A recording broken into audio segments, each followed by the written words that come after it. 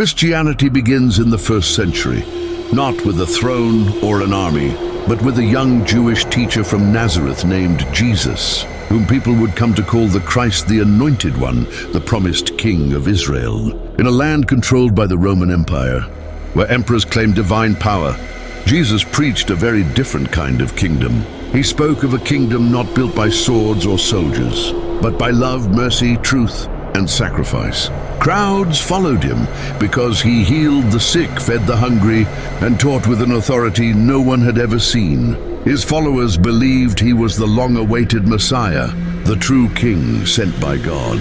But Jewish leaders feared his influence, and Rome feared any claim to kingship. Jesus was arrested, tried, and crucified under Pontius Pilate. Above his cross, Roman soldiers placed a sign meant to mock him, Jesus of Nazareth, King of the Jews. But his death was not the end. 3 days later, his followers proclaimed that he had risen from the dead, proving that his kingdom was real and eternal. This moment became the foundation of Christianity.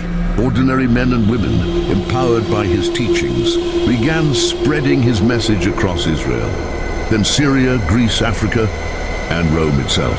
By the 4th century, the faith that began with a crucified teacher had reached emperors, scholars, kings, and entire nations. Jesus was no longer seen as just a prophet.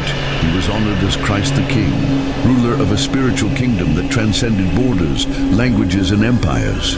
Today, the title Christ the King represents the belief that Jesus reigns not as a worldly ruler, but as the King of all creation, a king whose power is love, whose throne is mercy, and whose kingdom welcomes all who seek truth.